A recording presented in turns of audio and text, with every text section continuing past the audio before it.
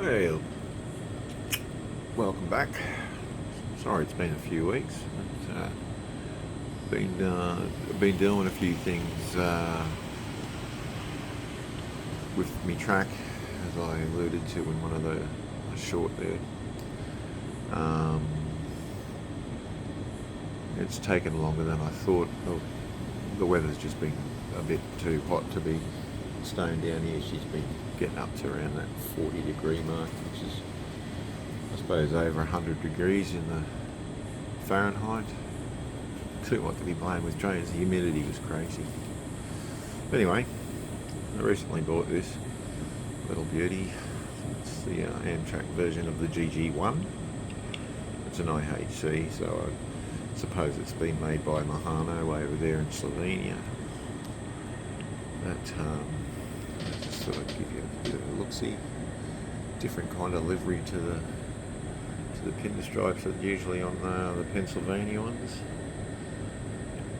But, still a pretty tidy model, and it runs well. I'll just give it a run for you, show you how well she's been going.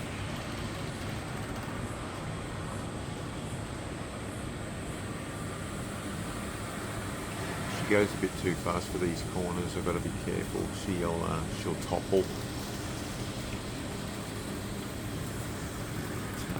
Yeah, she's a good little runner. Just see him track. Basically, I'll just move these carriages out of the way. I've been using them to test the points. They're in trouble. They're the worst carriages to run on these points. So if they'll stay on the rails, anything will. All new points, as you can see, all the way up to where you can see the break in the track. I'm going to rip all that up in there and do all new points as well.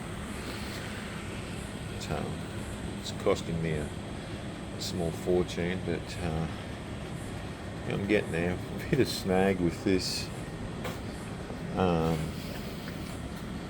Where this part of the rail comes off that point there, the curved point. She's a little bit out of alignment, so I'm just going to have to extend that out a bit, but I'll lose a bit of distance. So it's going to be a bit not as much line there to store a train. I suppose it's extended all the way back down into there, I suppose, way back into here. Run that up into there. I suppose it'll give me enough storage area, so that shouldn't be a problem. I'll get to it. But anyhow, I've ripped this all up, all the old track. Most of it was steel. That's how long ago I built it. And as you can see, all relayed. It's taken me a few hours getting the ballast off, softening up the ballast. Just a bit of soapy water sprayed on. But, it's quite a good way to do it without unnecessarily ripping up the rest of your landscaping. Although most of this is going to have to be redone anyway, but I just didn't want to create a great big mess. But, yeah, no, this little beauty, she runs like a dream. I know that Mahano probably seen as a bit on the cheap side, but speed her up a little bit, just bring her around. They're a little bit on the cheap side as far as quality, but this one runs really well. Quite impressed with it. Anyhow, I've got another one to bring around to show you. Another addition to my Queensland Rail fleet, Class 1401s.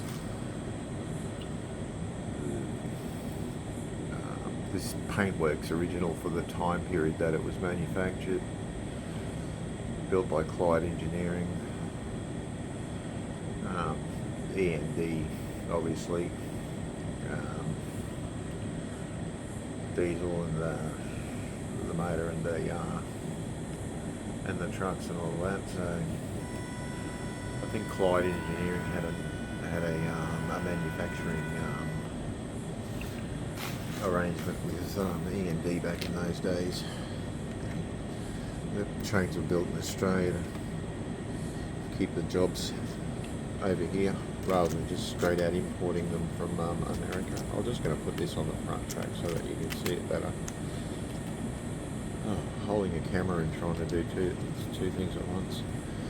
Anyhow,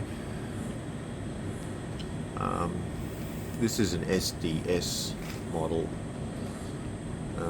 whereas the other ones I've been showing you are a whiskey. As you can see, it's not too badly detailed, and the paintwork's pretty good.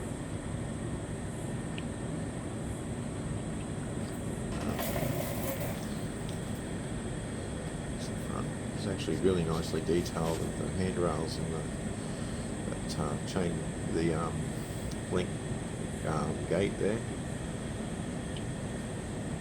can see the buffers. It's all crammed in quite nicely. And it works like a dream. It's a really good little runner. She's a real beauty. It's a bit noisier on this. No, it's less noisy on this controller. On my other controller, she whirs a bit, but on this controller, she's quite noiseless. There you go. This I've hardly run this in. I barely run it at all, really. Now this cost me about $270 new. 270, 280 maybe. I was going to buy. There was another one I saw advertised on Facebook Marketplace, but it was $390 odd. I just thought, yeah, it's dear, and it's just because it was DCC. It had all the bells and whistles. I don't run DCC, so yeah. So I had a look online, and SDS sell these just DCC ready for about 110, 115 bucks cheaper. So I took that option. If I ever do go DCC, I can buy a chip, I suppose, but it hasn't happened yet, so I don't see it happening.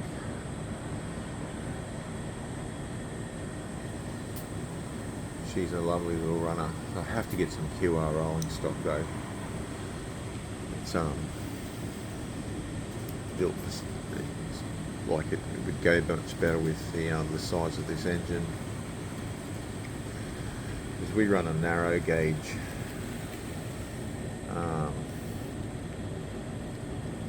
train in Queensland. It's 3'6" or something like that. So the the engines are probably aren't as big as the your conventional standard rail locomotives. But, I'll just show you another one too I've recently bought. Just hang on a second. Oops. Okay, yeah, here we are. This is the an old National Rail, Australian National rather, diesel. What's the name of it? It's got a name on there too. Look, I haven't had a real good look at this, but maybe you can see that. I can't make that out. My eyes are not what they once were. But, looks like it's got a name on there. I just can't seem to make that out. I need a magnifying glass. But yeah, this is a Powerline diesel.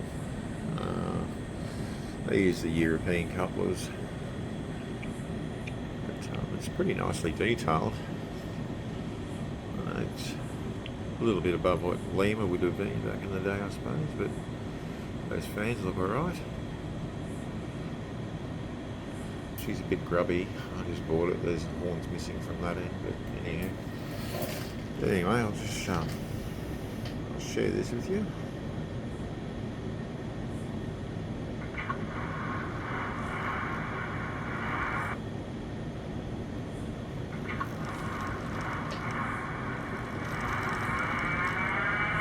For some reason, this is DCC.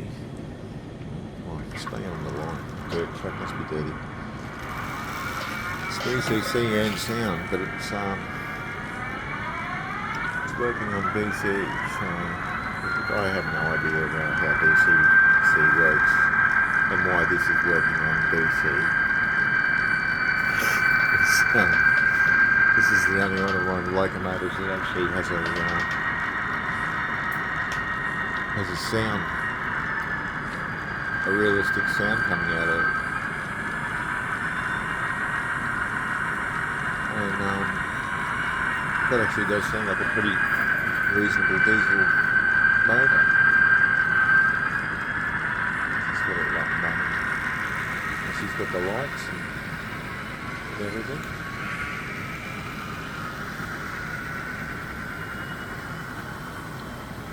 And it was a fantastic run. And I haven't had to do anything to it.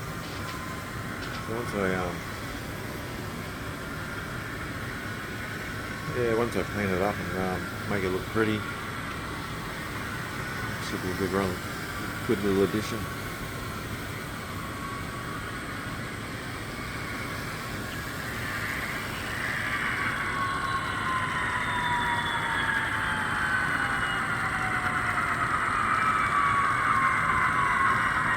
That's not bad.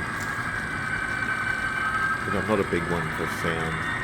I like quiet railways, but yeah, I'll just turn that off. But it's a bit of a novelty.